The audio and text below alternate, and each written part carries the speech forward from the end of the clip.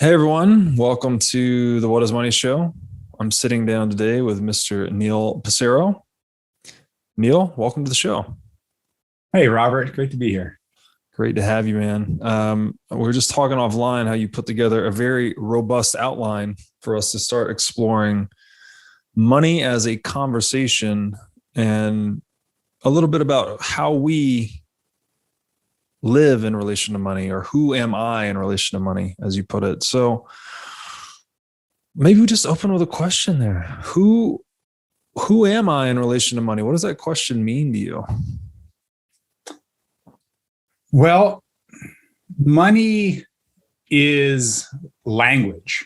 Money is defined by words, and money has meaning out there in the world. But for me and for us, money is related to the language we're using about it.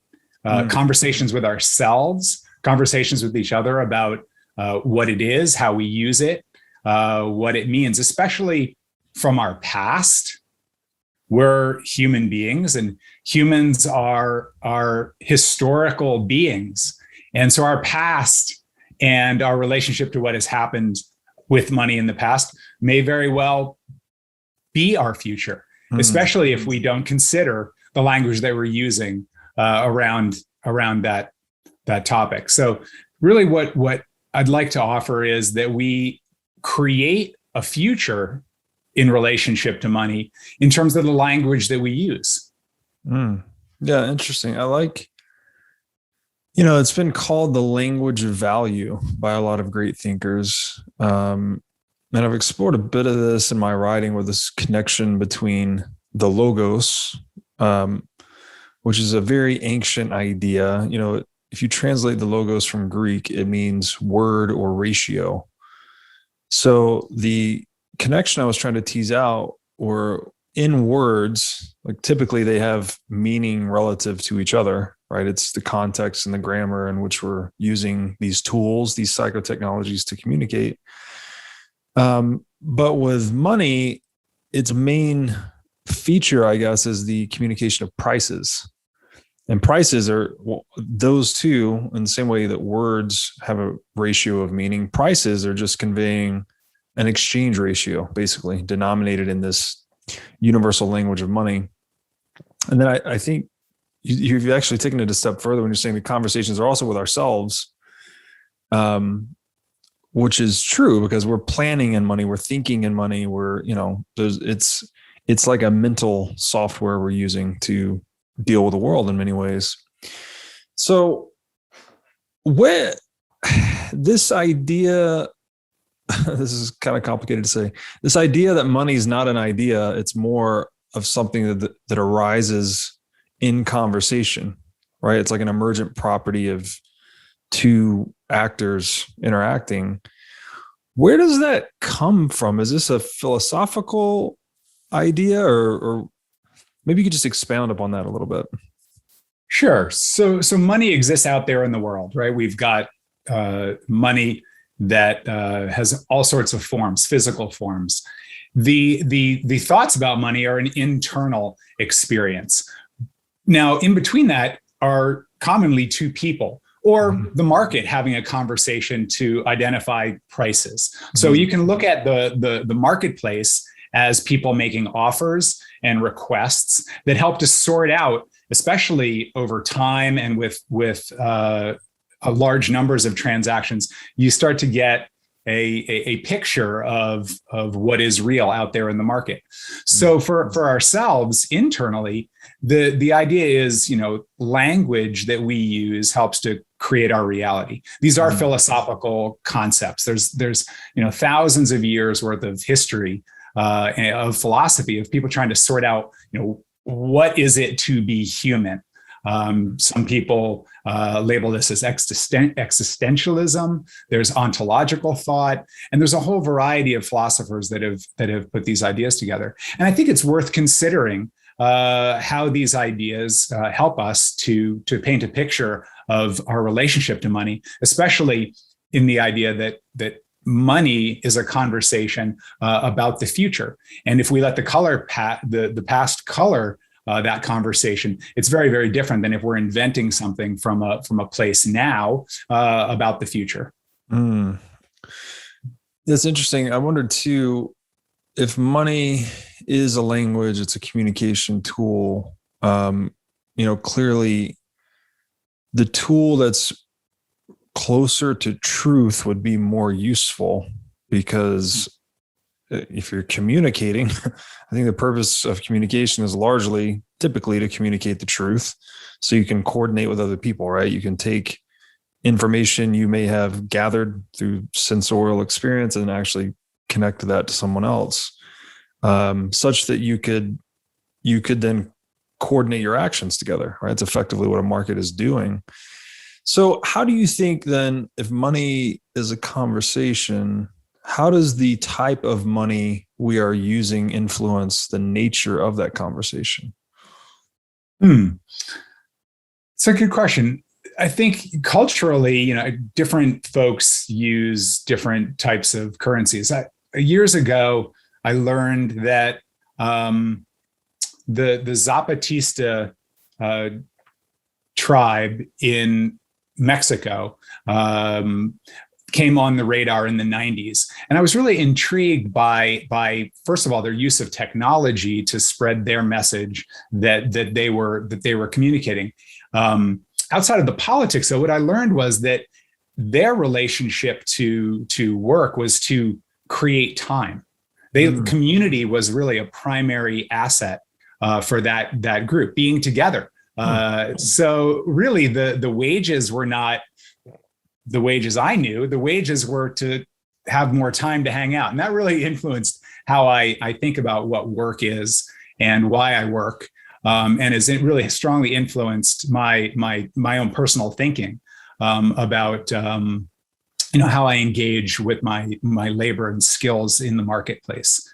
So I'd say the short answer is money is very cultural, and it's very personal. Mm. Yeah, maybe this explains to kind of the feedback it has into culture itself.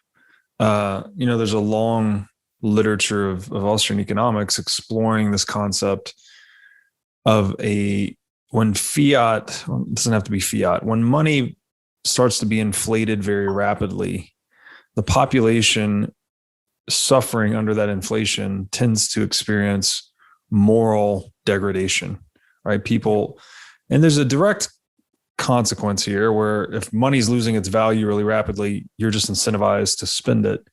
But it seems like there might be something a little more subtle where it's actually the economic character of the money is somehow influencing the personal character of its users. What is that? So maybe if we're using the analogy of language, like how does the type of language I'm reminded here of, I think it's the Worf-Sapir hypothesis or linguistic relativity. You may have never heard of this, but I don't know. They've put forth this hypothesis that the language you speak actually determines what thoughts you can create. So I wonder how money might influence our thinking as well. Yes. I have a very different reaction personally to seeing Bitcoin drop 30% in one day than I see myself experiencing when the equities markets drop 30% in one day. Those mean very, very different things. And that's related to something about them and my relationship to, say, Bitcoin and the equity markets. And what I would throw out there is that this is related to mood, the concept of mood being the state that I am that can be temporary, associated with a situation. In some cases, moods become more fixed and become more personality. And so either way, what I'm doing is when I react and relate to money, I am either opening a future or I'm closing it off based on my interpretation commonly of some sort of body sense, something I see, something I hear, maybe my gut rumbles, maybe I taste something, maybe I smell something that reminds me, right, of the past.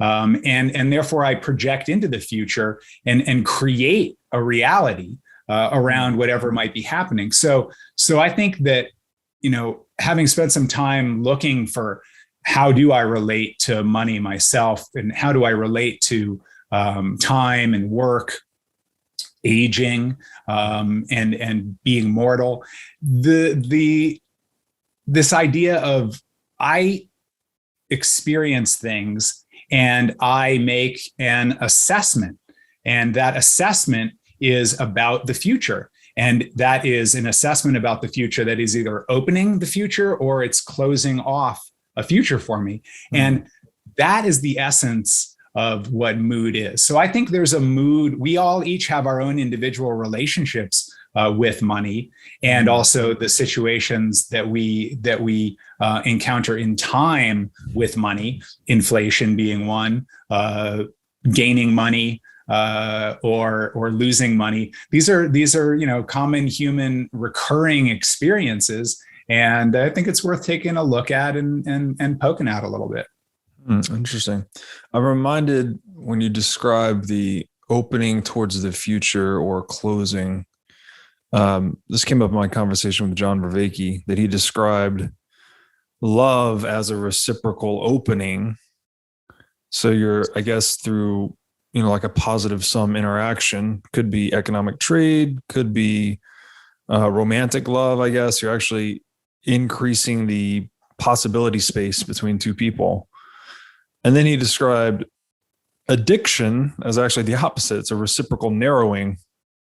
So, he gave the example of a guy that drinks alcohol because he's, lost his job or has some bad issue in his life. And then the actual drinking reinforces the bad issue, which causes him to drink more. So, is that related then? Is mood connected to this idea of love or addiction? I mean, I'm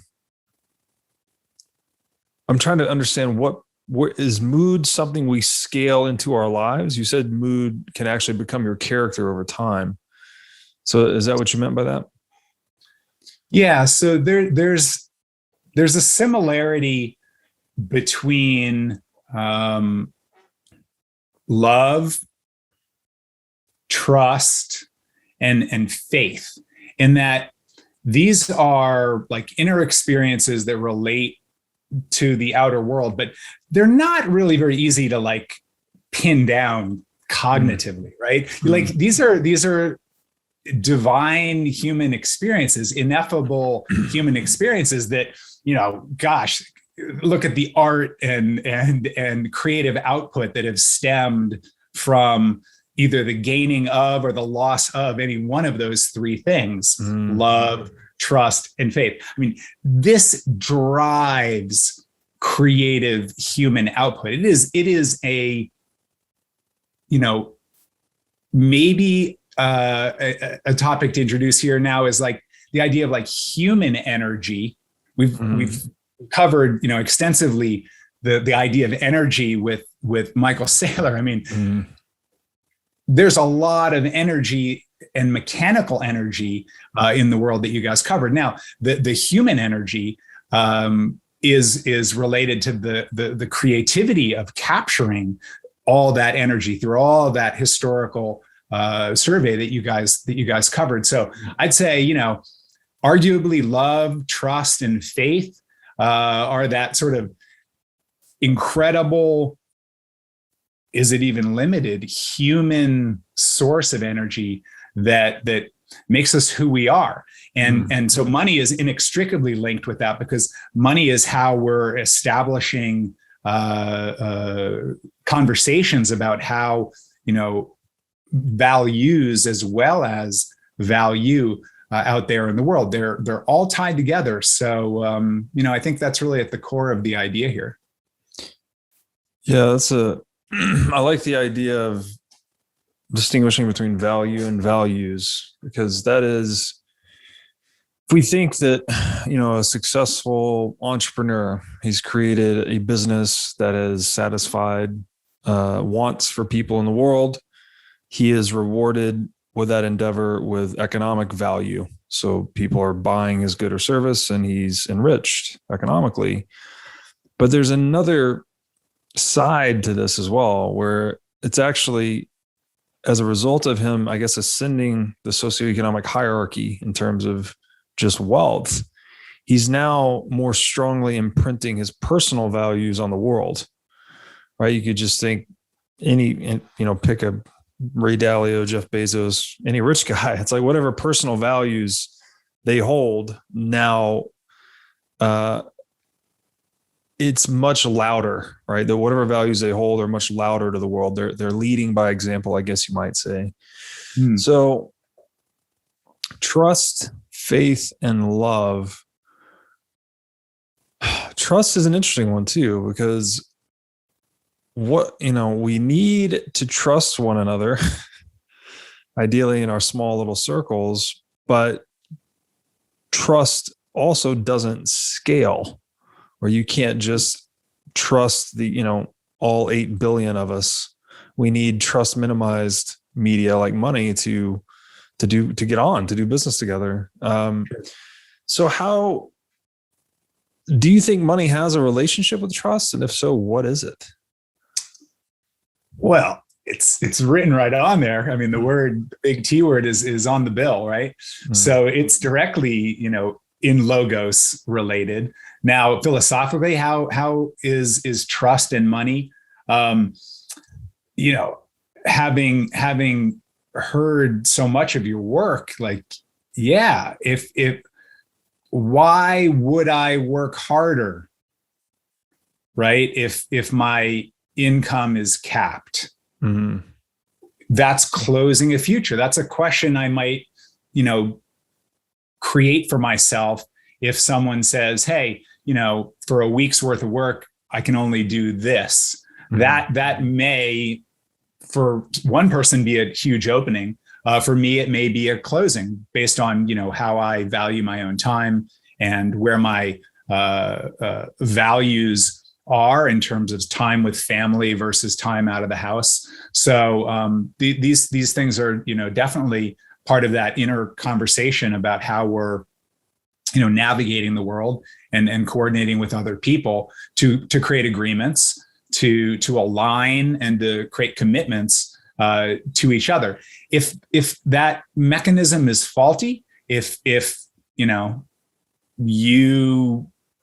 don't pay me in a timely manner, and I know you never do, well, I'm going to relate to that relationship very, very differently than if, one of my friend's fathers, this guy he pays everybody right there on time. That's his whole thing. And he happens to be a billionaire also. So there's something about that relationship. I'm going to guess if you speak to people that are incredibly successful, there are values that are tied there. The money is a outcome of, what I call the spirit of service, like truly wanting to help other people, and that be the driving force. So there's something from inside of a person that wants to help other people. You could argue that's love. Many people have, and there's good, biological and evolutionary evidence that humans and love, have existed together and may be fundamental to who we are. So super successful people, they're not working for the money. They're working to do something that they are called to do, something that is like a higher purpose. That could be faith, that could be a whole number of other things that drive them forward. But I'd venture to say there's commonly a theme there that pulls those incredibly successful people to be of service to others, and as a result are rewarded. It's pretty uncommon where people are rewarded when there truly isn't something valuable, provided to another person. So yeah, Yeah. value and values. I think they're important things that I don't think we speak enough about. They're almost kind of like, you know, perceived as not related, but this idea of being of service to other people being what work is, and really, you know, how we trade our time for goods and wages and compensation of various different sorts. You know, I think that's it's worth taking a good look at. Mm. Yeah. So that act of service, as you described it, or coming from a place of wanting to serve others, that in and of itself is an act of faith, right? Because you're giving without any certainty of getting, so to speak. But to your point, it's those who act honestly through that faith are the ones that really do well. They create a lot of value for others, and then it comes back to them somehow. Yeah. There's a bigger word here too. It's courage. If you've seen Paul Tillich's work, The Courage to Be, he's a Christian theologian and philosopher. Like, it's a powerful idea to be courageous and put yourself out there, to lean over the brink, he says in his book, and, you know, still smile. Mm-hmm. Yeah, that's a great way to put it.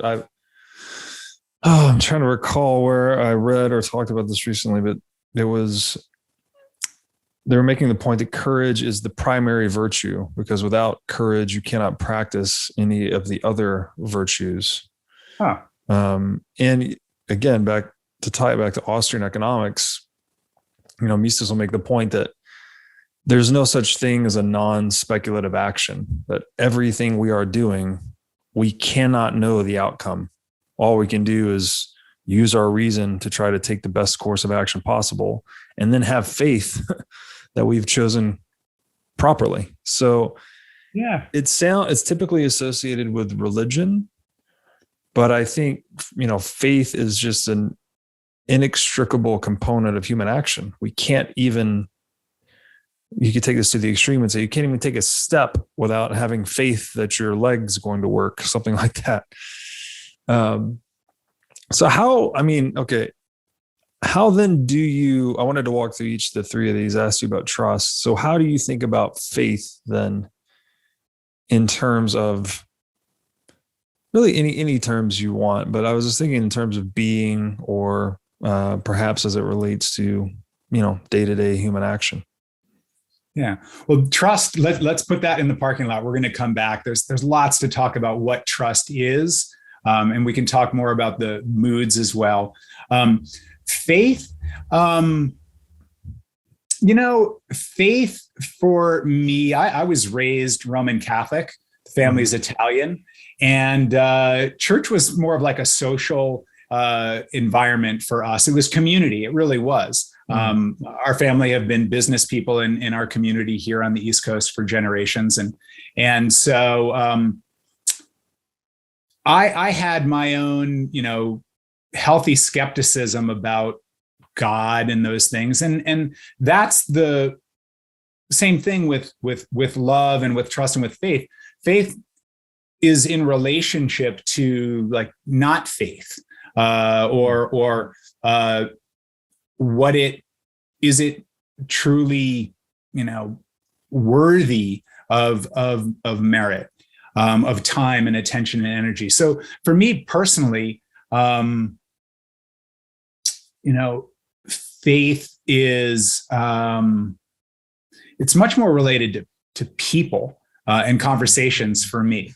For example, you know, I was skeptical, maybe even like, you know, curious about a lot of the sort of conspiracy theories, the stuff that turns out, you know, Edward Snowden was made public. That was stuff I was really curious about, you know, telecommunications and spy networks and all this kind of stuff. What was real? The Echelon Project. I was curious about this stuff.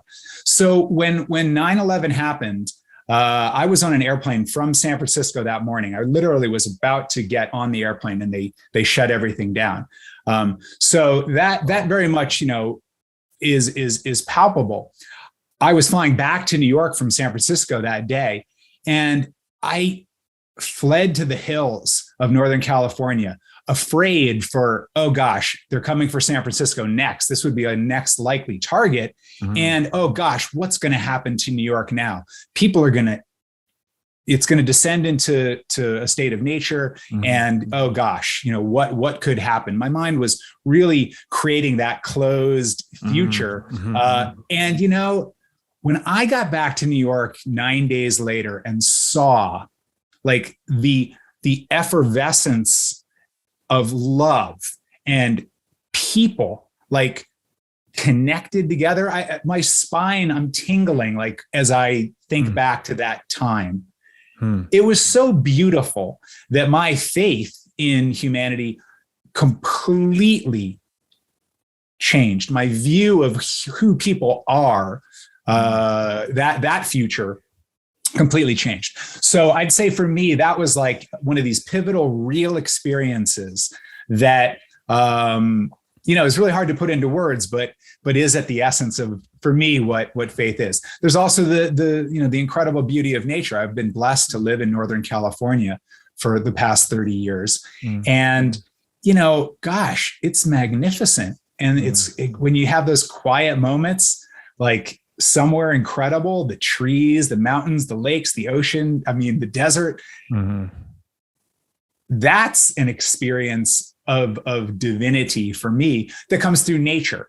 And a deeper connection to nature, because it was kind of the start of it. And then suddenly one day I woke up, I'm like, hey, I'm nature. Oh snap. Like, oh yes. So, that is a part of it. I studied Hindu philosophy for a while. I lived in Boston and became friends with a gentleman, Taigananda, who runs the chapel in Boston. He's the Hindu chaplain for MIT, Harvard, and I think Boston College, maybe BU as well. He and I got to be fast friends, and I learned so much about that sort of non-dual view of the world. That's where I really got introduced into, kind of thinking more about how I think, which is another topic that I'd really like to poke on. Thinking about how we think about money, but also just being aware of that. I think this is where reflection comes from. And some people reflect in prayer, some people reflect in meditation, some people reflect while exercising. People reflect in lots of different ways.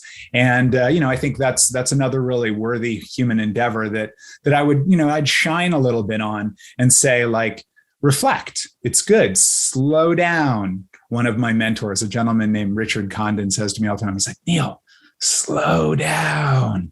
And how nice that feels to be given the space to sit, stop, reflect.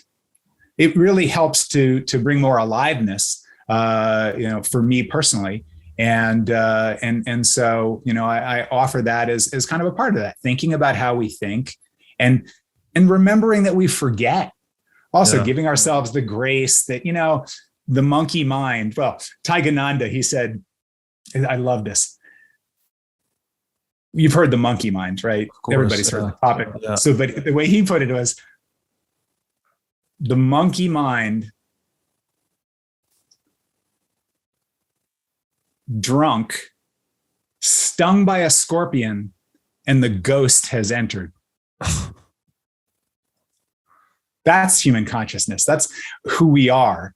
And so remembering that we forget and just, keeping that cycle up has, for me, brought a tremendous sense of just peace and equanimity and relief after being, spending 25 years as a hard charging entrepreneur, chasing power and wealth and, trying to appease everybody. Once I stopped and slowed down a little bit, that helped a lot. So for people out there that have that feeling, reflect, take some time, take time. You've earned it. What do we work for anyway? I think I learned something from the Zapatistas. Time and hanging out with people to connect, and maybe just to connect in a sense of respect, not for all that future action and creating stuff, just to hang out and be with people, and also then to create to create community rather than try to create, material wealth. That's what faith, I think that's my faith riff. That's where I think it all boils down. Hanging out with other people, being connected with other people, and being able to spend time and create futures together. That's what it's all about. Another great mentor said to me, what is all this work stuff anyway? If it's not just to hang out with people that you like. That's a good way to look at it. And yet, do we not, and I urge anyone who is tolerating dynamics with other people in work to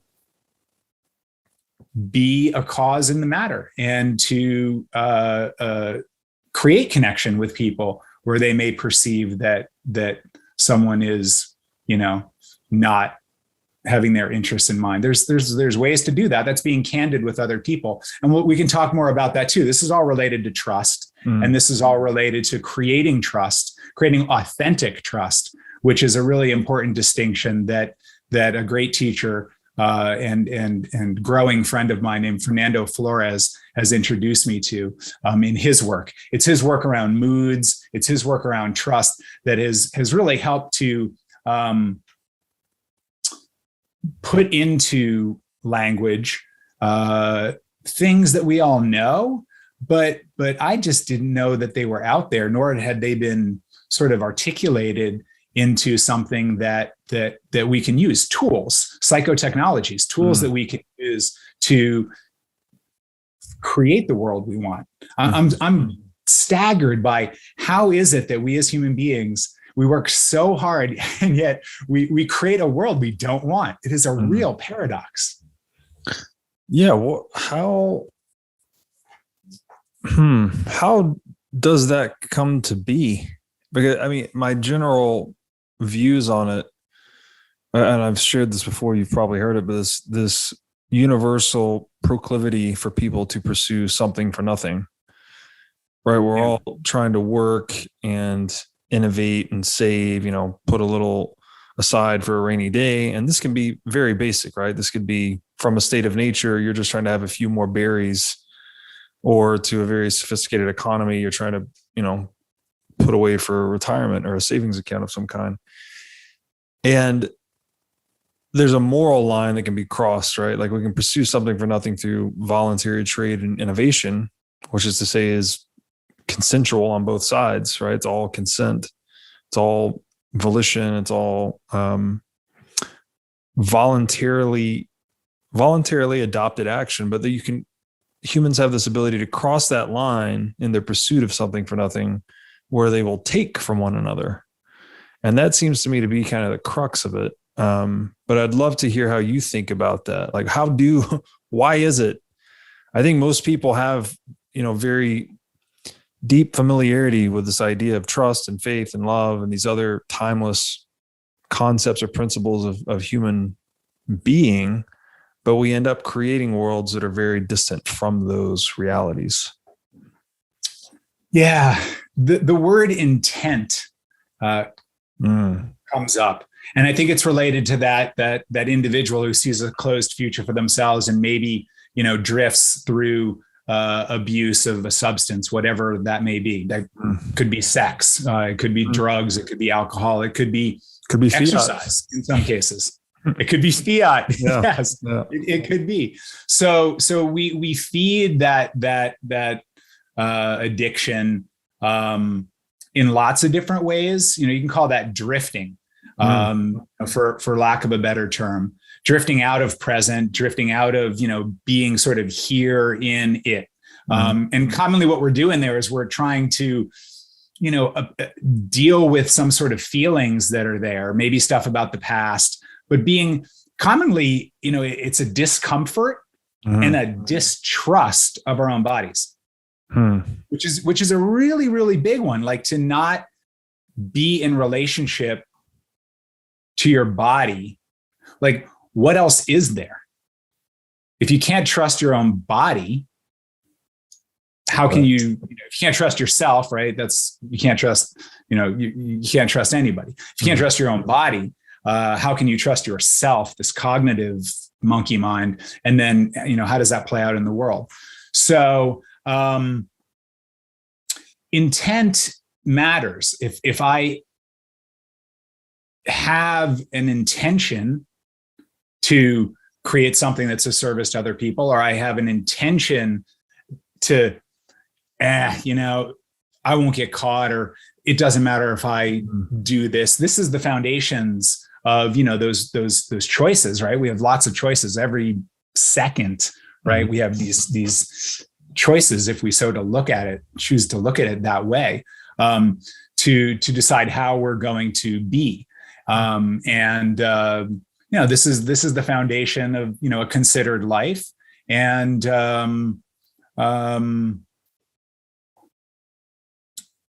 I think it's related to that view of myself in the future. Like if I don't think I matter, then why would I care about somebody else? If I don't think that I'm worthy, why would I consider someone else to be worthy? Yeah. So the intention really is the origin point of action, right? It's, and again, I'm always thinking about this through the economic lens, but the Austrians distinguish between the two. Human action is purposeful or has intent, whereas they distinguish human action from human behavior, which would be something that's much more reflexive. As in when the doctor hits your knee with a hammer and your leg kicks out, that's a behavior. Whereas, you getting up and going to work in the morning is an action, right? It's a much more considered course of being. Absolutely. And we're lucky, Robert. Like, we're in this era now where there's incredible breakthroughs and new ideas around neuroscience, this amazing thing that happens between a brain and a mind. There is, we're really, very, very fortunate with technology and with so many people who are trained and educated now looking at this to start to make a lot more sense. I think we have a very primitive relationship to two enormous things on the earth. One is the middle of the ocean, right? We've tracked the top, we've tracked the bottom, but what's in the middle of the ocean is a vast unknown. And same thing, that's the physical world. In our minds, though, and how this all works, we are really just barely starting to get into that. So it's fun. I'm really keen on all of this neuroscience and how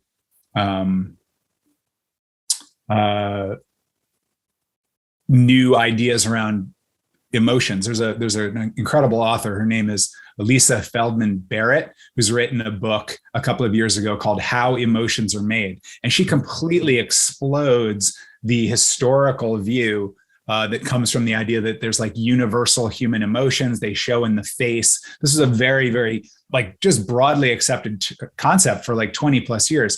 She is a neuroscientist and psychologist. I believe she's in Boston, maybe at UMass or Massachusetts General Hospital. I forget, and Harvard. Her work is really amazing. It's a constructive view of emotions that we get there. It comes many different ways. We might label it one way or another, but there really is no universal experience. Your fear is not my fear. How you express your face is not going to be the same way. And so, I love that in the realm of science and exploration that we're blessed to be in this period of, such innovation in technology and so many people that are accessing education and, through our wealth and prosperity. It's really quite a renaissance in knowing ourselves, being, just a fantastic place that we're spending so much of our treasury collectively to fund science around who we are and how we think and what is well-being. What is mental illness? Does it serve a societal purpose? I saw an incredibly interesting piece out of UCSF that looked at entrepreneurship And the correlation of anxiety, depression, drug abuse amongst entrepreneurs is very, very high, disproportionately high than the general population. So like, maybe we should be celebrating mental illness, because that's our salvation if you look at it from that lens. And that's what these doctors at UCSF are writing about. So, turn what we think we know upside down. That's one aspect of thinking about thinking, not being fixed, being curious, and really being open, right? Having an open future. Again, not that our ideas are set in stone. That's just really, it's part of our challenge, I think, in relationship to money. Specifically, we have fixed mindsets about money. We're not all well educated. I love that you and Pomp are talking about money as a life skill. And I love what he's doing in terms of his work to teach people about, how to have money. Our conversation here started off about how we're being in relationship to money. Those two things are really closely aligned. So, big high five to Pomp and all of his great ideas. Yeah, that's a great point. I'm interested on this study between intelligence and addiction and substance abuse. I'm sorry, between entrepreneurship, because I'd read a similar study that said people with higher IQs, I'm pretty sure it was IQ, it was as a measure of intelligence, tended to be more likely to drink and do drugs and these other things. So I wonder if there's a connection there between the entrepreneur and the intelligent. Hey, everybody. As you've no doubt learned by watching this show, Bitcoin is the single most important asset you can own in the 21st century. And one of the most important companies in Bitcoin today is NYDIG. NYDIG's mission is to get Bitcoin into the hands of as many people as possible. One of the ways they are accomplishing this mission is by empowering banks and financial technology companies to offer their own Bitcoin products and services. As a true game changer in the industry, NYDIG is safely unlocking the power of Bitcoin for forward-thinking individuals and institutions alike. Led by Robbie Gutman, Yin Zhao, and Ross Stevens, NYDIG has absolutely exploded onto the Bitcoin scene recently and has quickly become a leader in this space. So, whether you are a professional investor looking for asset management services, or a company looking to white label your own Bitcoin product or service, consider NYDIG your single source solution for everything Bitcoin. You mentioned you learned a bit about Hindu philosophy and its relationship to thinking about thinking, which is funny you brought that up because that's really one of the main themes to this show, I think, is, we always just think money it's one of those things like, you've seen that commencement speech, "This is water." Have you ever read that or seen that? Where he talks about two fish are swimming by each other one day, and the older fish says to the younger fish, "Hey, so-and-so, how's the water?" And they go on past each other, and the younger fish thinks to himself, like, what the hell is water? Like it's hidden in plain sight, everywhere and nowhere, all these analogies. So I think money is similar. It's the economic water in which we swim. Very important to life in general. I think it's the most important tool there is, frankly. And you can see that when you just think about removing different tools from your life, like how much it would impact you. If you pulled money completely out of your life, like you really couldn't do anything. It just, whatever you've got at home is about it.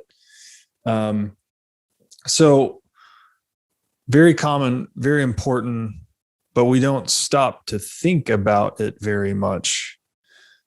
And I think really that question, what is money? That is a step towards metacognition. You're thinking about what is thinking, because you're thinking through money oftentimes, so it's like taking off the glasses and examining them a bit. So that's a long-winded introduction here, but I wanted to get a little philosophic. You mentioned this realization you had that I am nature, right? Like you've always loved the nature you're living in, but then you had this realization that I am nature. And I had this thought recently that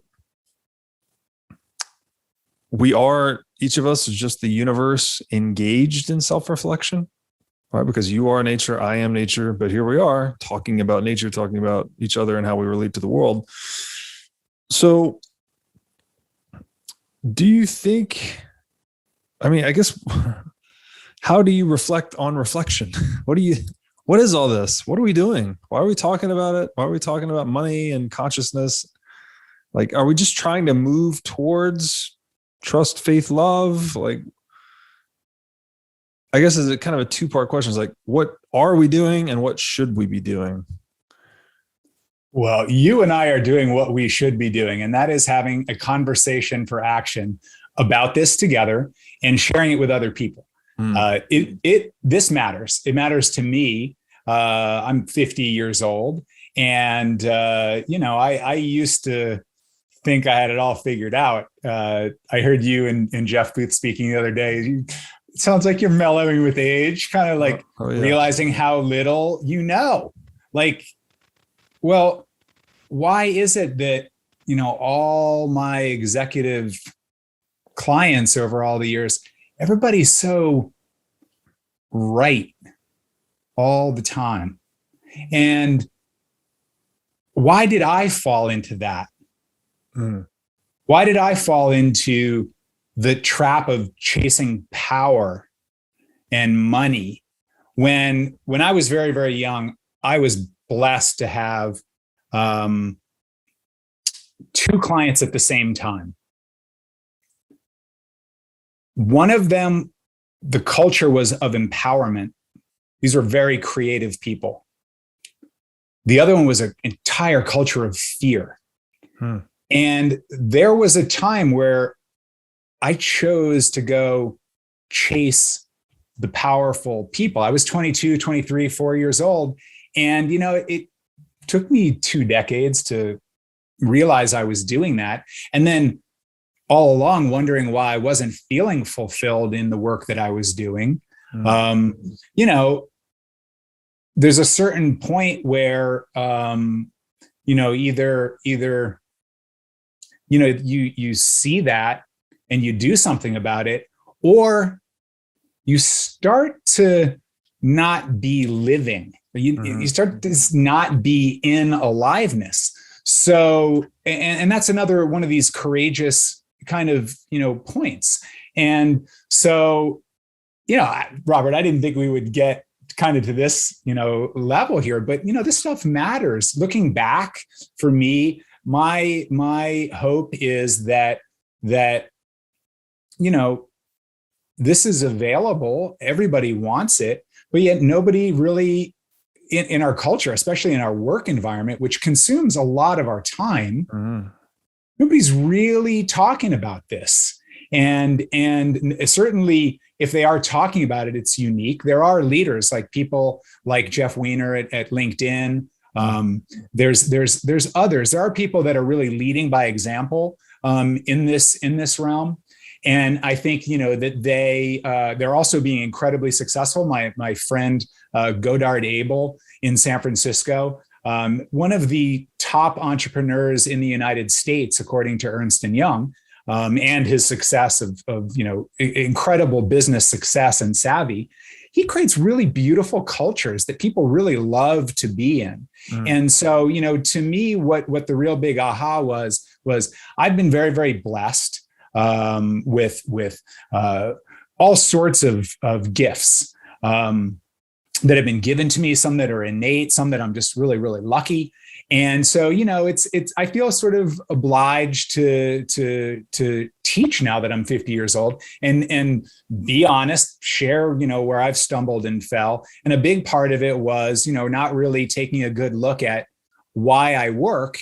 And kind of earlier, you got me thinking about, next to your love, what's the most dear thing?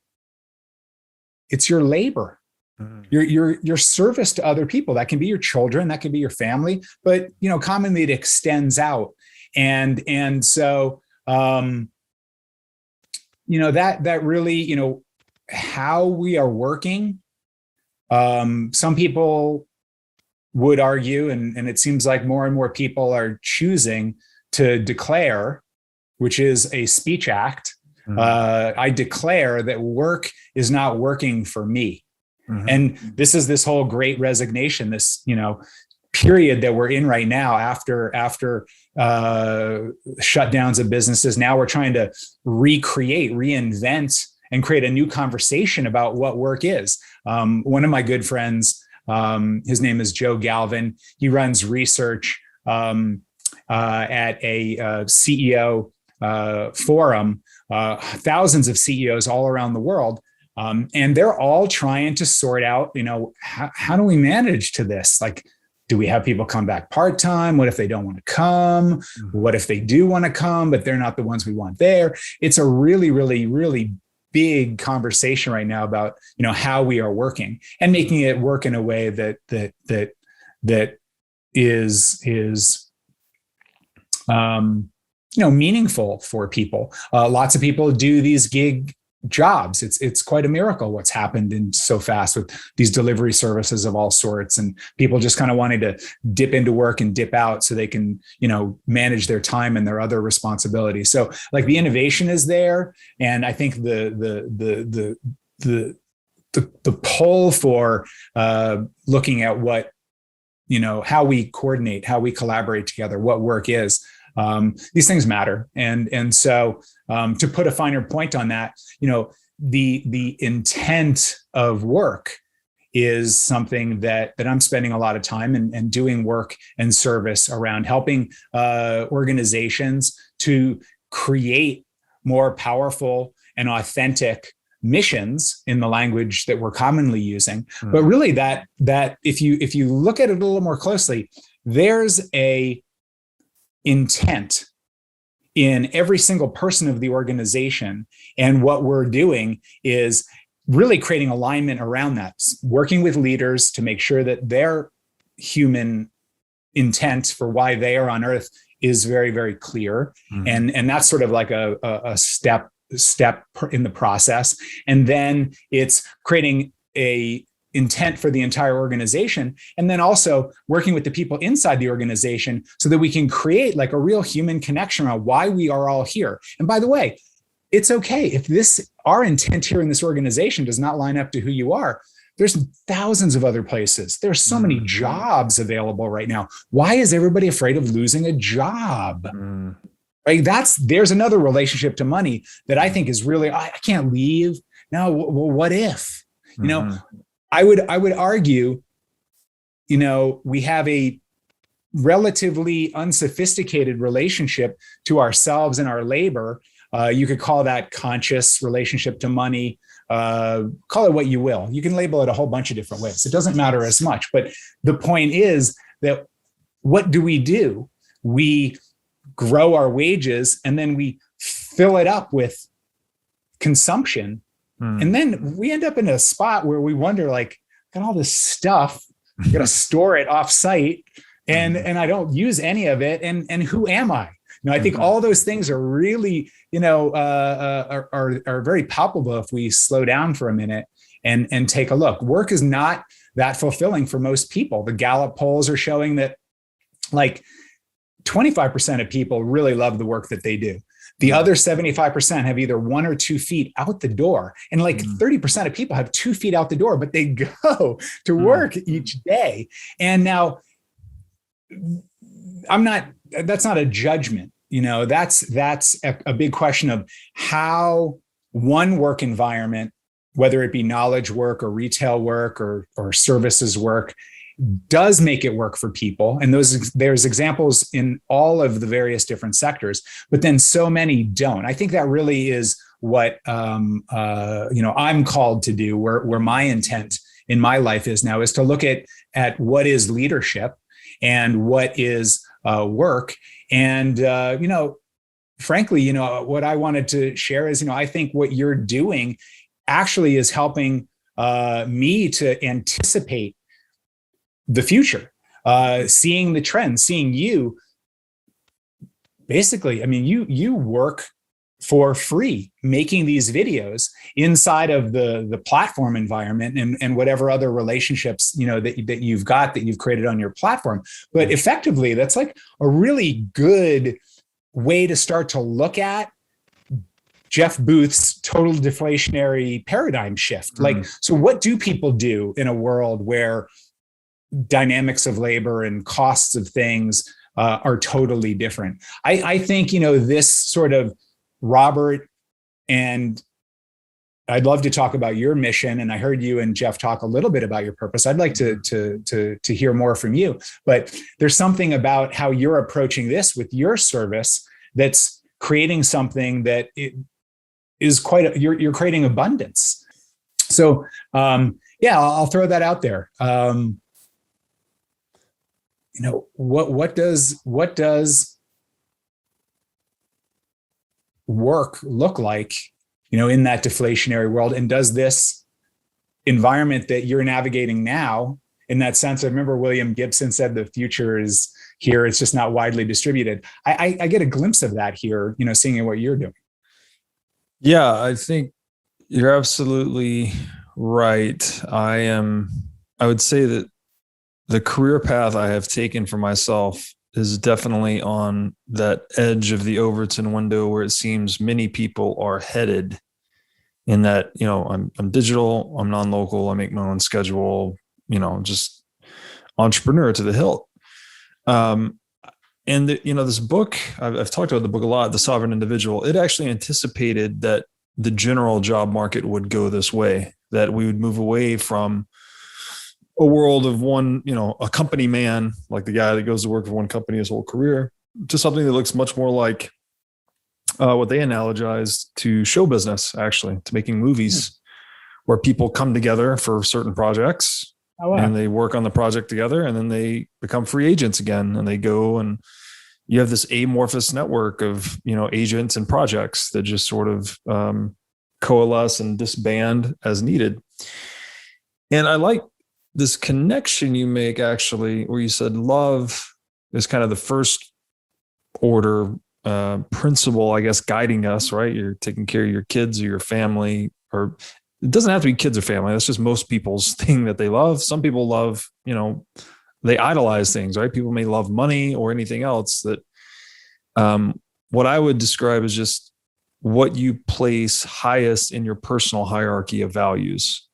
That's love. It's also a definition for God that Jordan Peterson's used. So we always say God is love, which is an interesting connection.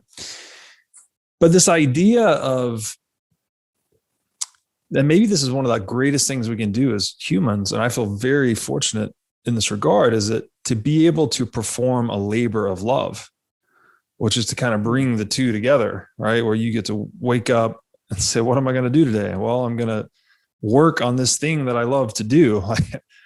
It's amazing. And for me,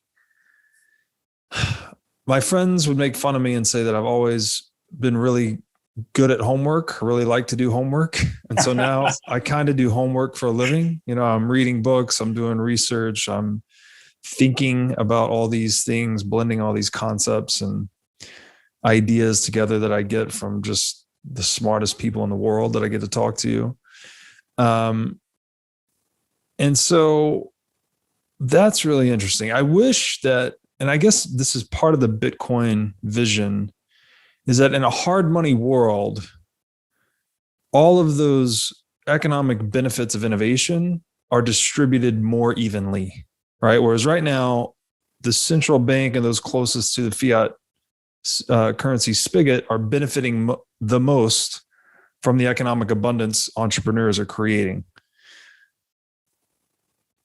Honest money would flip the script on that and let those gains be distributed evenly, such that people would not need to place as much emphasis on work to make ends meet, right? We have a 40-hour standard week here in America, which is way over, under, depending on who you are. But that number could realistically be something way lower. We live in this modern age of tools that radically empower our productivity, but we're not seeing that reflected in our cost of living. In fact, we're seeing the opposite due to fiat inflation. People are working harder, working longer, et cetera, et cetera. So I think that contributes to this dissatisfaction with work. But if we get back to an honest money standard, then I think you'd have more people doing what is meaningful to them on a day-to-day basis. And I can't envision any way that could be worse. That seems like it would be better. Better for the people working, better for the people that are benefiting from those services. Like, just again, speaking from my own perspective, I think I do good work because I'm really doing what I love. Like, this is what I would be doing if money were no object. And in fact, I started doing this as if money were no object effectively. It was just a passion project, but it became a real business very quickly. So I'm fortunate to that. And I am paid now. I should make that very clear. I do have sponsors and all of that. So it's a real thing. Sure. But to that end, and maybe to tie this all together, is like, that is my mission right now, is to shine light on the corruption of money, because it's causing people, in my estimation, to at the very least need to work more than they need to, probably doing something they don't want to do. And I think it also has all these second order consequences we talked about earlier, that like it degrades your character, your culture, all these things that we really live through and for. So, in a nutshell, I guess honest money makes a more honest world. I want to redirect this back to you now, though, because I'm really interested in the story you told about starting your career, and you took a dark turn. It sounds like you went in pursuit of power versus in pursuit of something that would have been a little more in the light, I guess, from not knowing the story fully. Okay. I'd like to know, first of all, what was that? What was the fork in the road for you? Secondly, what is the conversation you wish you could have with 22-year-old Neil now? Like, if you could go talk to him right now, like, what would you say to him about that experience? And I think this will be very useful just for the younger audience that's trying to figure out their path forward in terms of career, entrepreneurship, money, et cetera. And yeah, we'll just start with that. I have one more question about it too, but I'll ask you after. That's great. I've never been asked that question before. What would 50-year-old Neil say to 22-year-old Neil? I think I would like to take some time to really think that through. To go off the cuff, I think would be more along those lines of corrupt than this would be something to consider. But I will tell the tale of that choice. Please. And that choice was no choice, because I didn't even see it was a choice.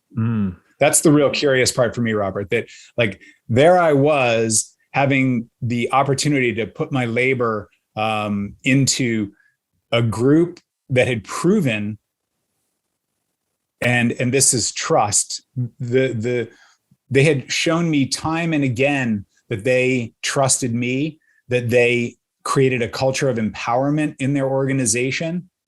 And then there was this other organization that I perceived as being better. Mm-hmm. And quite frankly, that was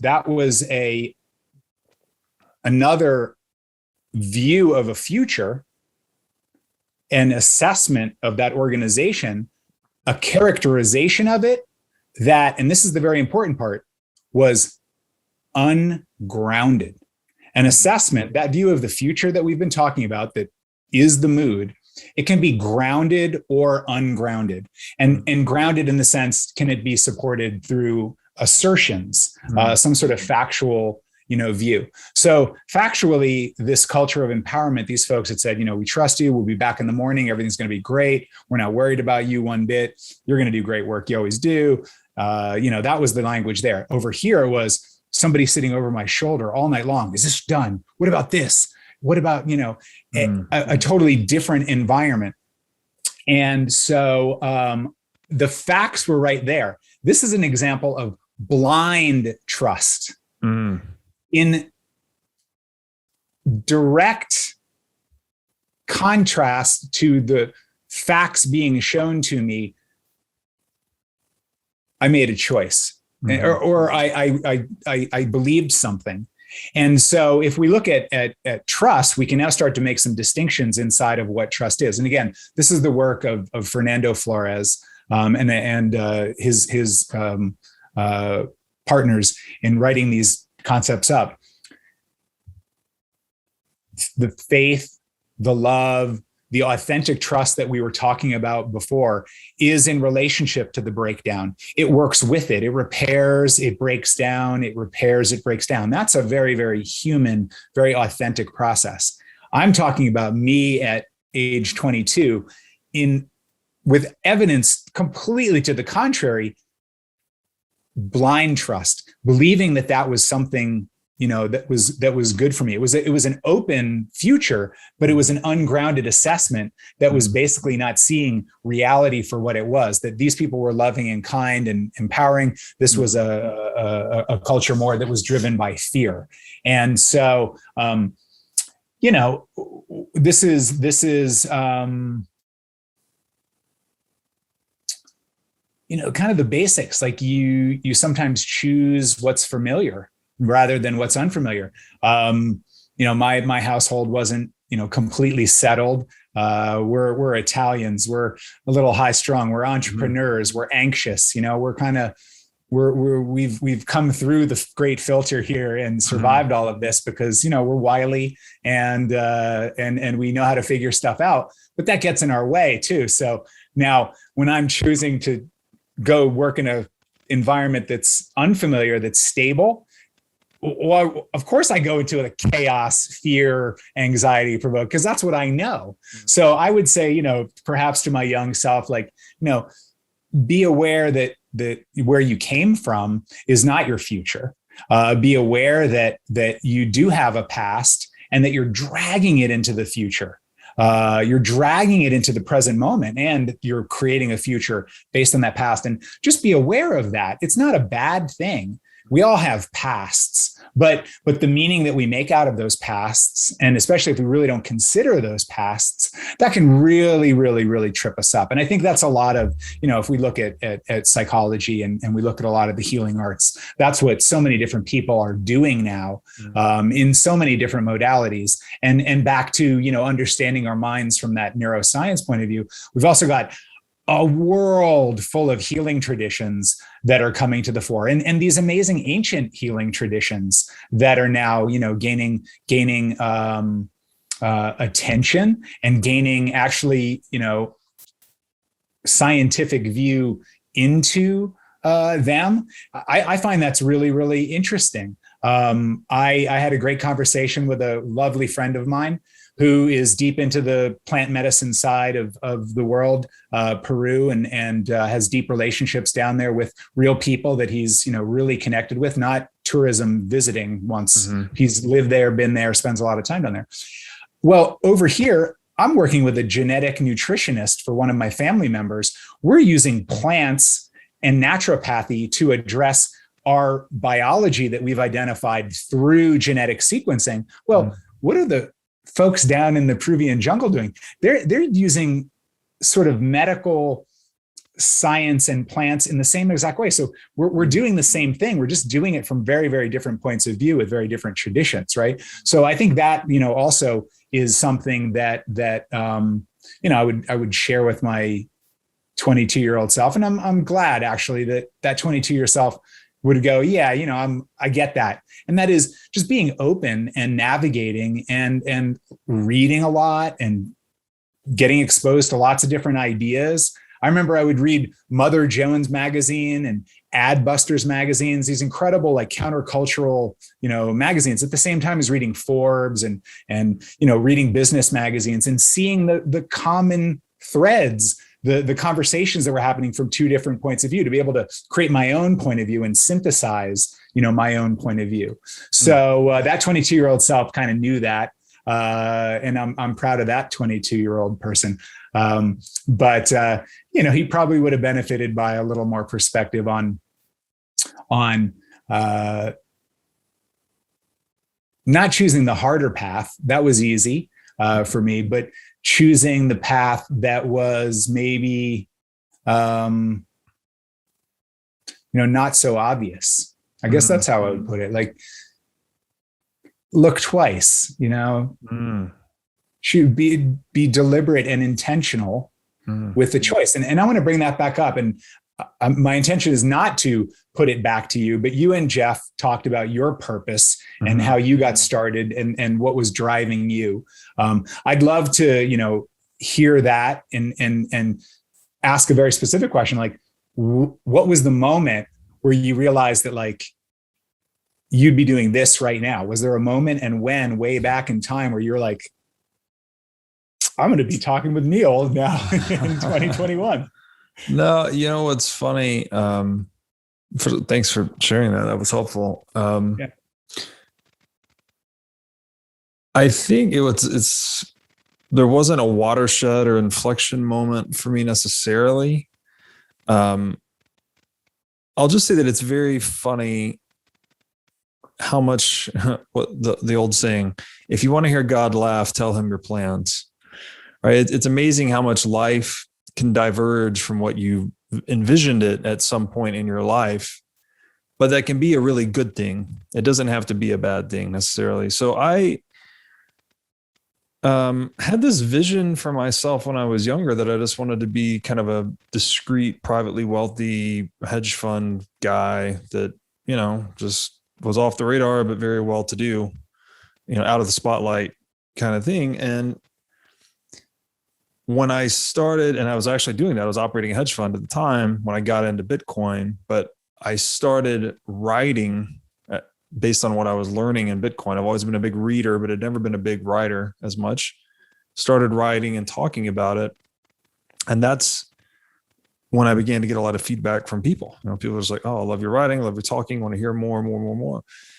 And remember, that's when we met. When I read the Bitcoin and Zero piece, I was like, I gotta meet this guy. This is like, this exactly. is inspired, astounding. I mean, I read everything, man. That was astounding work. And I'm really glad that I did reach out, and I appreciate you, being willing to jump in and meet. And, it's been fun to navigate these last couple of years together as in our way that we have. It's really been beautiful. Yeah.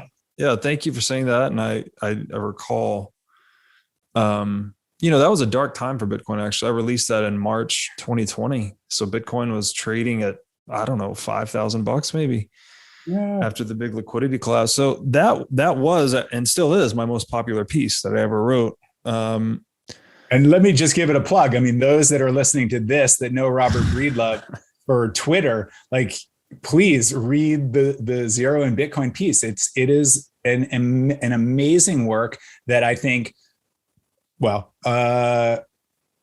this will stand this test of time. That is my vote. This is a piece that is very worthy, and really, of all the stuff that I read in those days, trying to make sense of this whole thing, there was a lot of opinions. There was a lot of writing. This was a piece that really stands out in so many ways and caught me thinking about, like,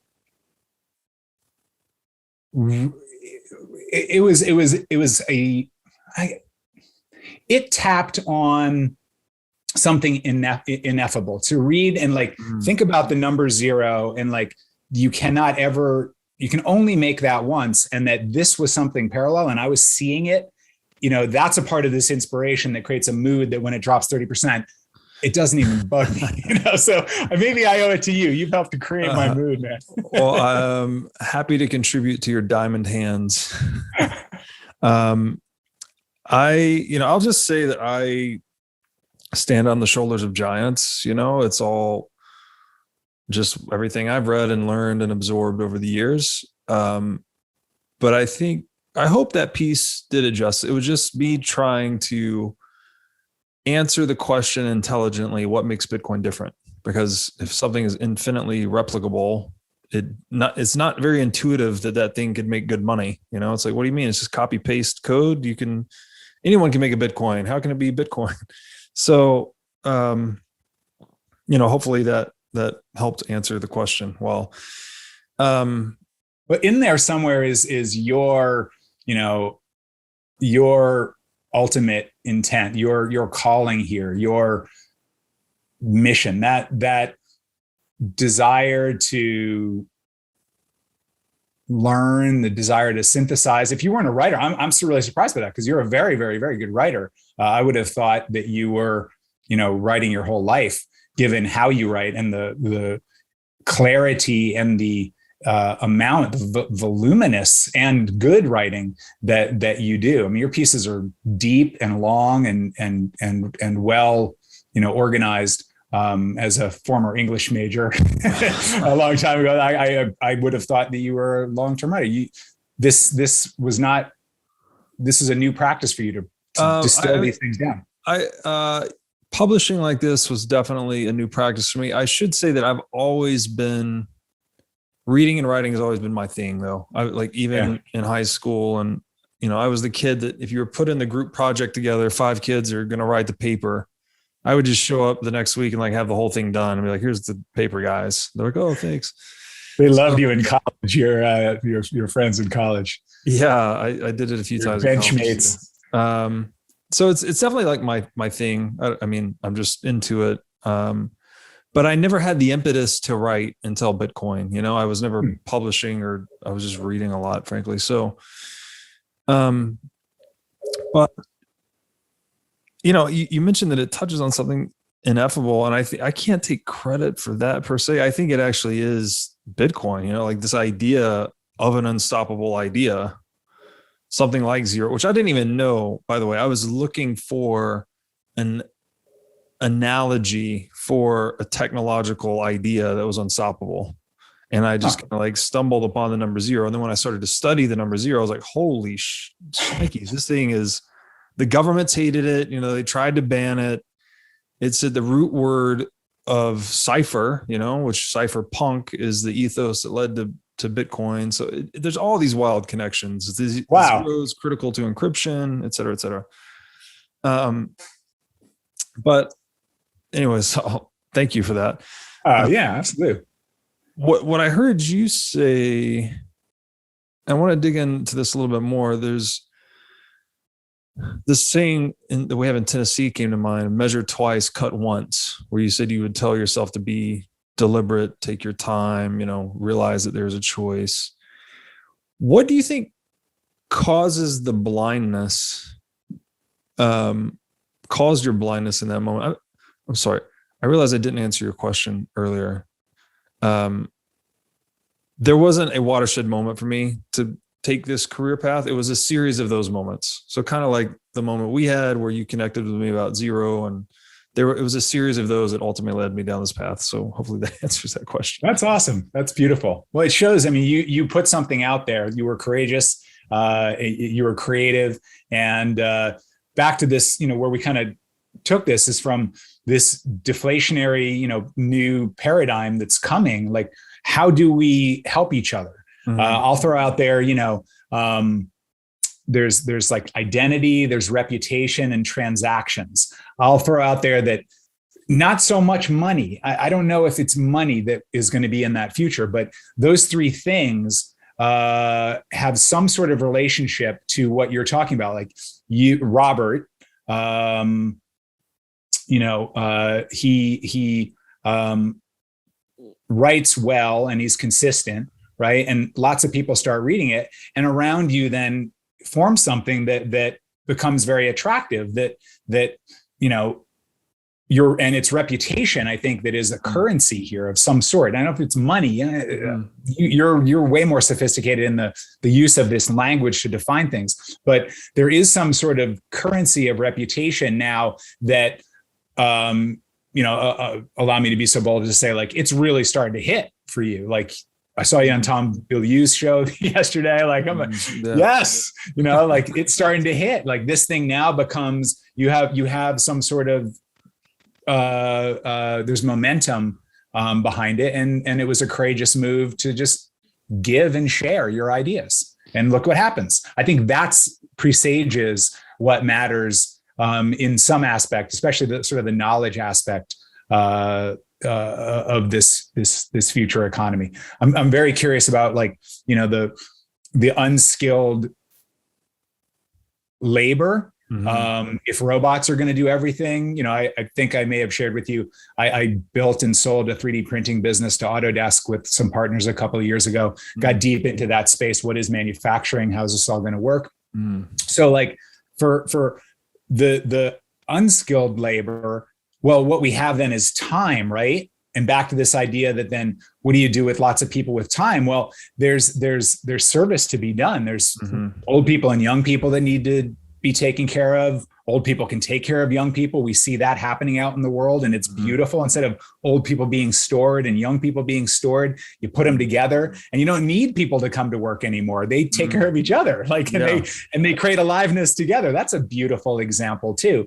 But the other piece I'll throw in there that I wanted to say earlier too is like, well, what about like tax credits, right? For someone that donates their time, right? Should not you have an equal, if it's an hour, of time that you give, should you not then gain a credit that's effectively, balancing out your wages? If you're not earning wages, but you're giving time, then you don't pay taxes. There's something there in terms of how we're measuring this. And that was one of the questions that came up, in other programs, like, how do you measure all of this? World that may be coming our way. We need to be considering that. So I'll throw those out as, just things that I think help us to look at what's going on around us and see the future and be able to anticipate a little bit, into that. So thanks for letting me just riff, because I wanted to just, rather than forget those ideas, get them out there on the table. No, thanks for putting them out there. I'll draw one connection. Comes from Jordan Peterson, actually, where he says that reputation was the original store of value, actually. Okay. And the example, if we're hunters and gatherers, I bring down a woolly mammoth. I can't eat the whole woolly mammoth, clearly, but so I could share some of the woolly mammoth with my guys, my tribe, and I'm effectively establishing reputation, engaging in an act of trust, frankly, giving you food now, trusting that, in 6 weeks, when you bring down the woolly mammoth and I don't have anything to eat, that you'll share with me. So this idea of reciprocal altruism sort of bootstraps itself into trade and economies and all these things. So that's great. Your sense I was going to say, connecting to money has very deep anthropological roots. That's really great. I like that. And I got excited for a minute and I spoke over you. So excuse me. It has something to do with this sort of corruption you said earlier. You said that word and it really, like, it landed viscerally, that, like, how has money disconnected us from each other in a way that makes that reciprocal altruism, it exists. I was at a great fundraiser for our preschool last week. There was incredible people. I mean, can you believe, like, they raised like $60,000 in 10 minutes from the crowd. That does exist, and but it's not it's sort of the exception, in some ways, or it's sort of like, oh, I do that on the side, rather than that be the thing that, like, and when I hear Ray Dalio speak, I'm here in Connecticut now. We're living in Connecticut, and he's a neighbor, and I'm around his people. His wife spends a lot of time in Bridgeport, Connecticut, doing, service in there, like in the thick of it all. And that's quite beautiful. But that goes back to, like, there's values here that are why we are, how we are in relationship to money relates to who we are. There's a good connection, a good glimpse of that, of how it does work. So this reciprocal altruism,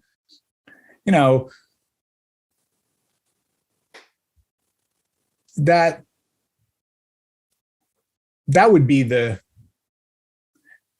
that 22-year-old self, the times that I have volunteered and spent times with kids and worked with kids, so much fun. And that's why, I love having my kids. I set my whole life up purposefully at 22. I've never had a job Well, that's not true. For 6 months of the last 30 years, I've been on a W-2. The rest of my time, I've been out just like making projects, creating businesses, finding people I love to work with, building things, connecting people together, and like, making stuff happen.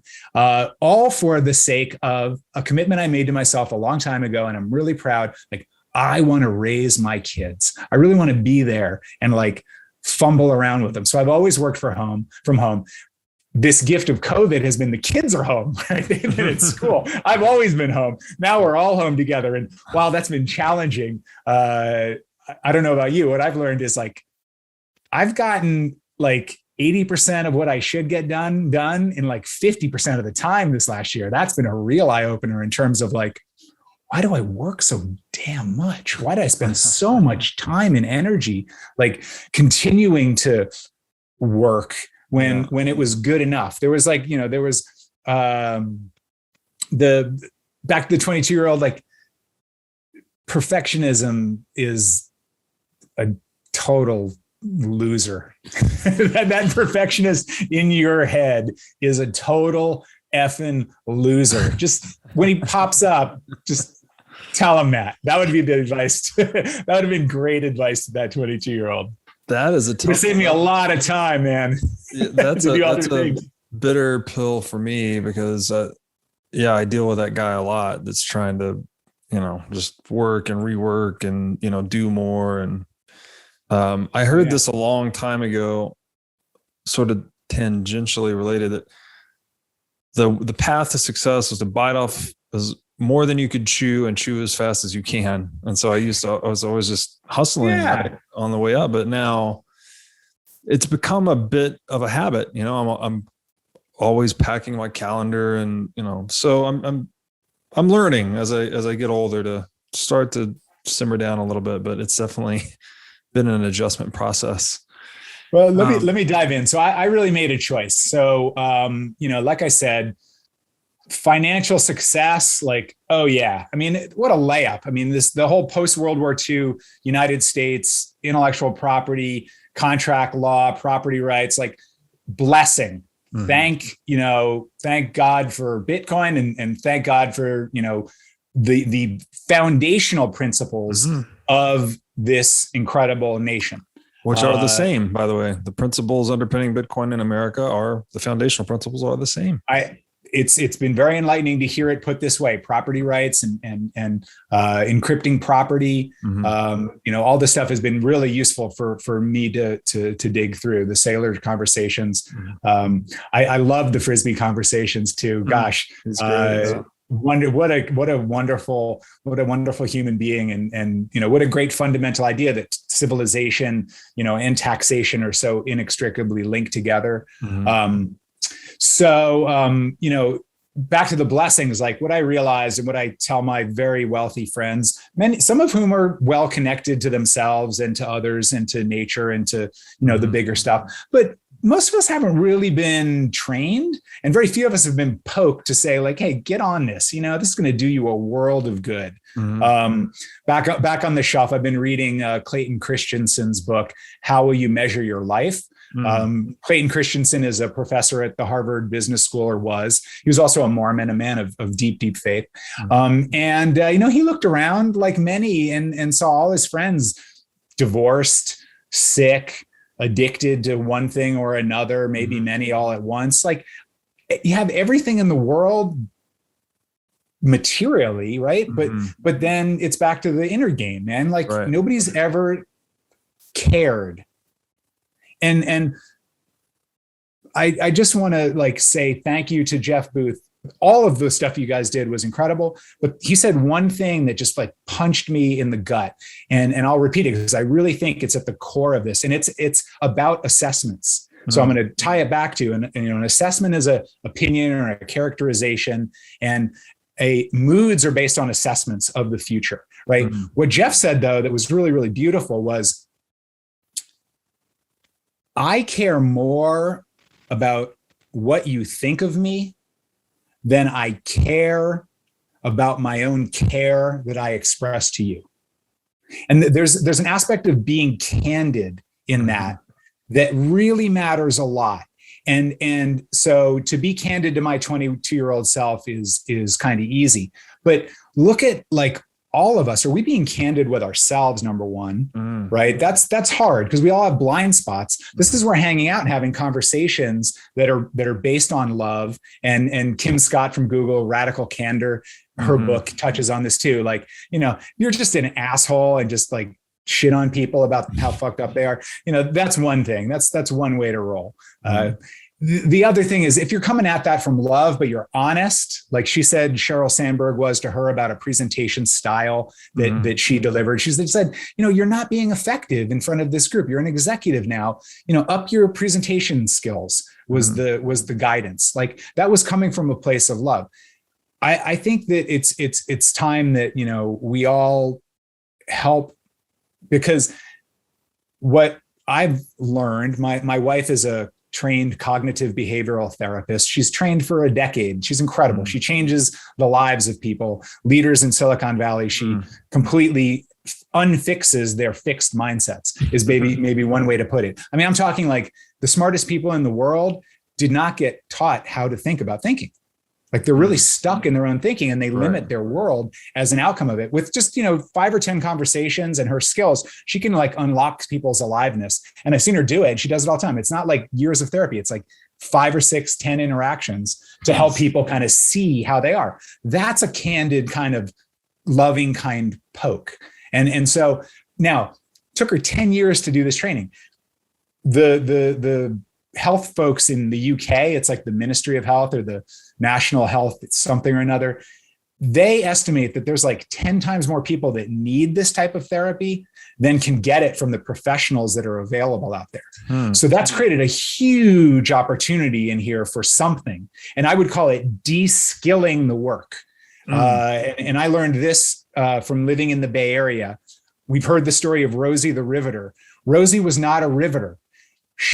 Riveting was skilled work that like dudes that trained for years and years did. And it was like the guy that threw the bolt to the other guy that we've seen up in the skyscrapers of New York City. They were like this skilled labor in the 30s that constructed stuff out of steel. One guy had a specialty skill of like heating up the bolts. Another guy would pound them to shape. One guy would throw them. Another guy would catch them, hand it to the other guy. The one guy would pound it in. Another guy would cap it off. It's like super skilled, complex work. Rosie was a riveter, but what they realized was it took like, 180 days to build a big ship in like Sausalito, California. And they were building ships all around there. It was the Kaiser aluminum plant, Kaiser Permanente that we know for healthcare. The Kaiser plant was the the people responsible for this. What they realized was if they de-skilled the work, turned Rosie from a riveter into a welder, they could de-skill the work and instead of men having to stay home, they could ship the men off to fight. The women came into the workforce from all over the place. They started making boats and they shrunk the time to make a boat down to like 30 days or something like that. So America cranked out more guns, tanks, airplanes, boats than every other country in the entire world during World War II. And this is like Taylorism and scientific management and all of these themes of like mechanical work coming to fore. Now, how are we doing that in the next realm is probably the big connection here, but also de-skilling the work of mental health. There's an enormous opportunity for more people to either be skilled in this or for other tools coming in, because mental health is something that really it appears to be a big crisis and something that we need attention on. So that's something that's important to me, and that's why I say like these things are worth talking about. It's heroic when people share their dark side. It helps everybody when we share our failures. Success, we need to overcome our strengths. I heard one person say, overcoming our strengths is actually the really, more loving approach and a more honest and candid approach to living, because it helps other people, because everybody's struggling. But here we go all day long at work pretending that nobody's struggling. We got it all figured out, to kind of loop that back around. Yeah. I think it's a mystery. I don't get it. So I prefer to kind of talk about this and also do something about it by being trained. And, I'd like to talk a little bit about some of that, you were saying like perfectionism, time, money. This is a question about our relationship to having enough. And what I've learned, to loop this back around. So I've been lucky. I did so many amazing things and helped a lot of people and created value and was able to capture that value. I really purposely chose to go and surround myself and learn from as many people as I can in this realm, because I'd made all this money and been successful and blah, blah, blah, blah, blah. But like inside, like it wasn't fulfilled. I wasn't complete in some way. So I went to go learn. And what I learned was, I was living very unconsciously, for lack of a better word, like just wasn't aware, making choices without knowing why I made them. And so what I learned is that, when you slow down a little bit and you take the time to reflect, choices become a little bit clearer. But we also see that we're, in the language of the conscious leadership group, some folks, Jim Detmer and Diana Chapman, who've been on the Tim Ferriss show recently. They're both got some great interviews with Tim. These people really had a huge impact on me because they gave me some real good, loving, kind feedback that really woke me up. And they taught me about the fact that like, I can either choose to live in a world of abundance or I can choose to live in a world of scarcity when it comes to time, money, love, and other things. That's one of their 15 commitments of conscious leadership. And so, long story here, but my point is that I kind of felt the responsibility to go try to find some things. And now I'm committed to, sharing that and teaching with other people and having these conversations, because it's really fun and it brings aliveness. And it was Jim Detmer that introduced me to that idea of aliveness. Like that's a value for me, like living in aliveness, being in aliveness. Why would we want to do it any other way? I mean, really, why would we not? Seems like the only way to live. Well, it is the only way to live, but why are we not doing it? Why are we working against nature? Back to your idea. This is an example of us and our internal energy working against nature. Yeah, I clearly asked myself this as well, and I do think it has a lot to do with the reciprocity between what we create for ourselves. I kind of, this is a whole can of worms, but to try and say it in a few words, there's an old quote that I really like, that human nature is like water. It takes the shape of its container. I guess I could modify this slightly and say that human character, human personality is like water. It takes the shape of its container. And I think the container itself is constituted by incentives largely, and this is not to say, people sometimes take issue with this because they're like, oh, isn't that too utilitarian of a view of the world? Like people only respond to their incentives. Like, not really, because in order to even have the luxury of philosophy and morality and beliefs, like the time to sit here and talk about it and reflect on it, as you've said, we need to meet our basic material needs first. You have to buy the freedom through innovation and wealth accumulation to be able to advance yourself, philosophically or morally. So, I mean, my sense is that we have bad incentives that we've poured ourselves into, and therefore, certain people end up in these pursuits of power or money, or they think that, get the girl or get the car or whatever the external validator is, they think that is the path to happiness.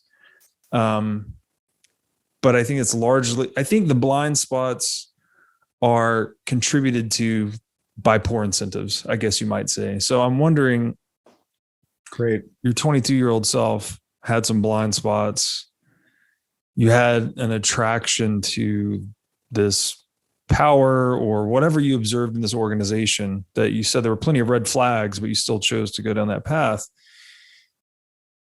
Was there something in reflecting on it now, is there something that captured you back then? Was there something, because I know,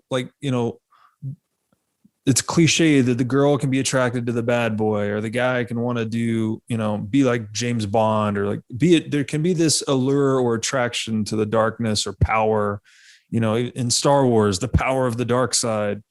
Was there any of that in this path for you? And if so, like, how would you, again, I'm just thinking about for younger audience to benefit from your wisdom, having gone through this, if you pursued the wrong path, then like, what indicators were you blind to, and what path should you have walked in retrospect? Yeah. I would say, to be really candid, I don't look at it that way. I mean, I took the path I took. I'm here. I'm very, very happy that my life, that I have created is just, the life that I've created, and I've created it intentionally. Now, do I have regret? I wouldn't really look at it that way. That's our Abrahamic traditions, again, the water we're swimming in, those two fish, right? Marshall Rosenberg, who created an incredible concept called nonviolent communication. That's what he's known for. He was a peace mediator all around the world. The man's work is incredible. It was he that shared, the Zoroastrian culture in the sort of Middle East created this black and white God and devil concept that we've inherited into our culture. It is the Abrahamic traditions, Islam and Judaism and Christianity. It's where this idea comes from. And it's a cultural artifact from like 8,000 years ago that still is defining our environment inside of work. So that's the context, and we're blind to that because cultures, these are things that are kind of difficult to get context around unless you like history, and you dig on this stuff. So that's what I surmise from doing a little bit of digging. And so, what was really there? What I've learned in terms of my motivations, and I've put a lot of thought into this, like, what was I doing? Like, it wasn't so much about like money was never a problem. Like, I did work and money would show up all the time, like surprising amounts sometimes, sometimes none. Sometimes they're just vaporized when I thought it was like a sure thing, right? That also happens, which is a fun, like sort of like the magic of money in there too. But what I really came to see, Robert, and it was a really huge aha, was that I was motivating myself, my intrinsic rewards, in the language of Clayton Christensen, my intrinsic motivators, different than my hygienic motivators. That's my title, my compensation, my wages, etc. My intrinsic motivators were coming from a place of fear. That like I would create stories, and I would even say it in language, I had a woman I was living with at the time, like, if I don't get this deal, we might have to go eat out of garbage cans. Like, that was really kind of like the game I set up in my mind, even though I had savings. Like, what I did with money was I squirreled it away as if like I didn't have it, and created a game. And like, it was related to this perfectionism. It was related to not seeing reality and not having really good mentors that gave me the candid, like, hey, you're doing fine, man. Just, bring your love to the table like you do. And like, keep doing that, man. Don't worry about that. Don't be afraid. Don't make up these silly games for yourself, So that's kind of what I wish I had, to have somebody say, well, back to emotional intelligence and moods. I spent a year studying emotional intelligence with Daniel Goleman and his organization, and really wanted to understand, what this was all about. What I realized is that, emotional intelligence, I barely had like emotional literacy, let alone the practices and the recurrence to yield any sort of intelligence out of it. So that's where I was like, I had a big aha, like, oh, and then by the way, oh gosh, like I used to be an athlete. I was like a championship skier and stuntman and boxer when I was younger, like a super, super physical. But like mind and body, I realized we're kind of like Have you ever seen Baron Munchausen, Robin Williams' character in Baron Munchausen film that Terry Gilliam did? You know what I'm talking about? It's a fabulous, Terry Gilliam was the guy that was part of Monty Python that did all the animations, and he was kind of behind the scenes. He wasn't on the camera, but he makes movies, and all of Terry Gilliam's films are incredible. But there's a scene where Robin Williams is the king of this kingdom, and his head is like on a plate, and it's like all logical and trying to keep everything together, while his body is just like chasing the queen's body around, just trying to like grab her and grope her, like, so like I really came to like realize that between fear and between not really like having anybody that guided me towards like slowing it all down and starting to think about things, look at the past and look at, what is influencing, how I'm thinking. And that really helped me start to do the first step of emotional literacy. And that is just like allow my incredible senses, this mechanism, this incredible body, my eyes, my ears, especially like the feelings, that come up, just to trust them, just to identify that they actually are happening and get like aware that they are happening, because that sort of body intelligence is really, really powerful. It bypasses the mind. It's like this is the lizard brain working, and it's like lizards. You ever see a lizard, man? Like you can't get close to a lizard, no matter what you do. They might not be that smart, but man, you can't get your hands on them. Not very easily, right? They're survival. So getting back to trusting my own body and realizing how much like, insight is there.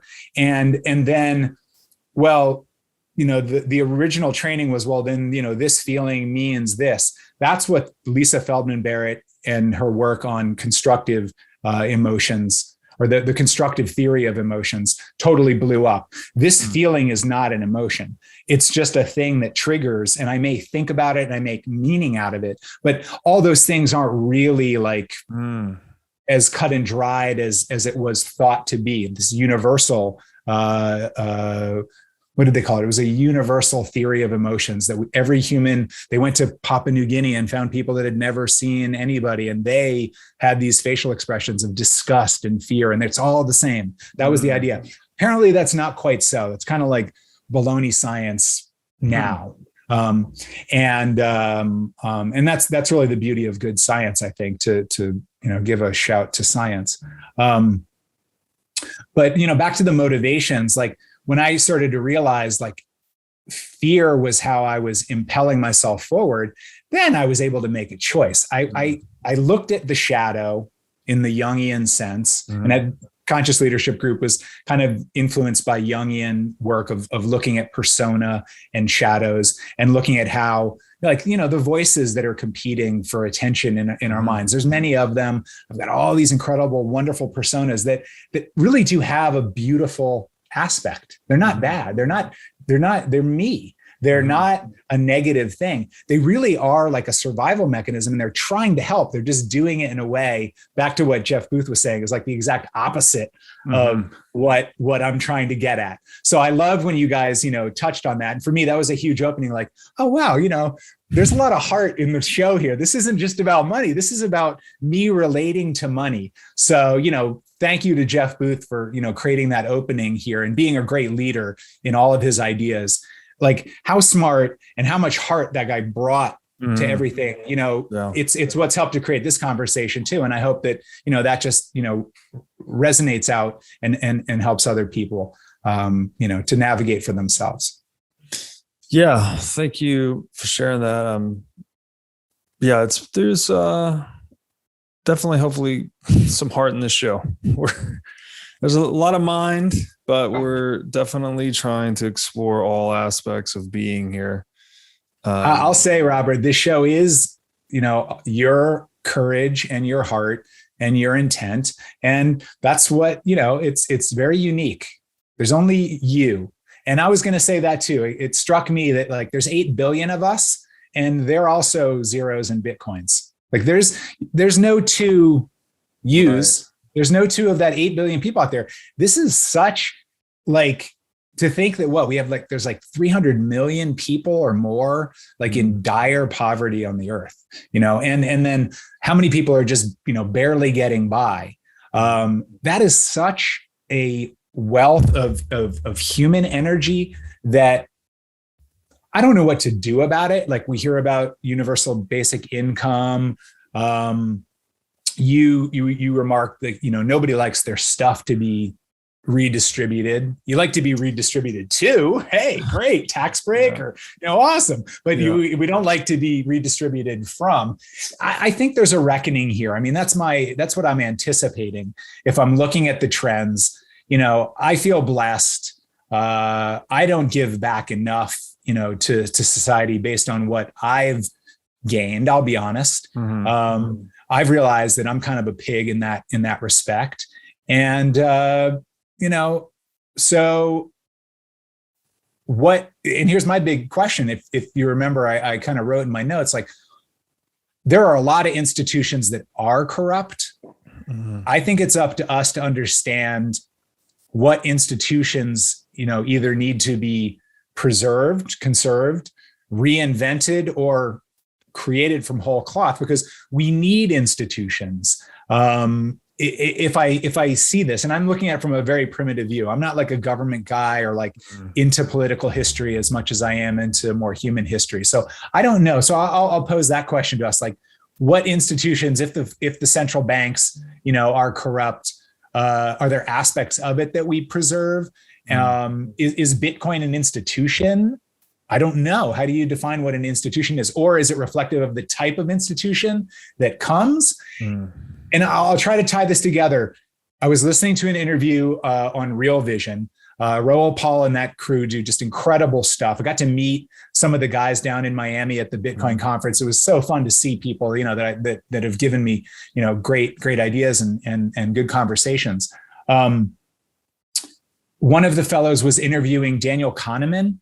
Daniel Kahneman is a Nobel Prize winning psychologist. He won a Nobel Prize in economics, and his whole thing is about biases. And that's what his work. And he had a friend, and they worked together for years. They both had different views on what biases were, but they just kept this conversation going together, totally disagreeing, but doing so in a way that was respectful and productive, because they won a Nobel Prize. I mean, in another field, which is amazing. Well, you make a great point that individuality is even more scarce than Bitcoin, right? And we should embrace that. Each of us is unique. I think that's what markets are intended to do, really. That's what the comparative advantage is. It's you go specialize in what you want to do. Everyone else will do the same. We'll all trade and we'll all benefit from each other's labor of love in an ideal world. So talk about the institutions that need to be conserved. And where I was going with the Kahneman thing, I remember Kahneman was talking about there being one judicial case that they looked at 180 judges, and the variety of judgments against that crime was huge, right? When they fed it through machines, it came out much more constrained in terms of the sentencing that we're here. And this was Kahneman's contribution to the institution of justice, which apparently is totally broken by this assessment. Kahneman was saying, this is how, the question to Kahneman was, so psychology has influenced economics. How is economics going to influence psychology? And he said, well, now in the trends of big data, we have all this econometric data now that we're applying. And this was one example of sort of a way that AI with lots of data could actually make a better decision than a judge. And the judicial system is an institution, right? So this has got me thinking about, a big question, and I don't even know hardly what I'm talking about, but I think it's the right question. What institutions do we preserve or invent for this new world if central banks and these other things are totally corrupt? And it looks like they are. And here was a surprising thing I read today from George Gilder. I don't know if you follow George Gilder. Yeah. I mean, boy, this man has been writing good stuff for a long time. Yeah. Fascism. This word is kicked around a lot. Yeah. I've seen it used. My definition of it is sort of state-run business, state-run industry. people use it in lots of other different ways lately that I don't know if it's connected, or maybe it is, and I don't understand it. Mm-hmm. But Gilder wrote that what we're doing now is, you know, and I want to tie this to your idea of the sovereignism. I also want to make sure that, you know, being respectful of time here too. So sovereignism, he's talking about fascism in the sense that this system right now is operating in a way that you know, businesses are acquiring so much power, and wealth is being concentrated so much up into this technology, you know, innovation realm, which I love and I've been a part of and I respect and I see, but also like, because only a few people are really benefiting from that. And so is that an example of fascism? It's like, he wrote that today in the newsletter, and I was like, oh man, I never really thought about it that way. So like, that's a big aha that points to, you know, I'm the problem. I'm the one that's been building tech companies all these years. So, you know, back to, you know, considered choices. My incredible mentor and friend, Jeff Wilmore, told me the other day, he said, you know, be profoundly connected to the dark side of human nature, but also see people as their calling.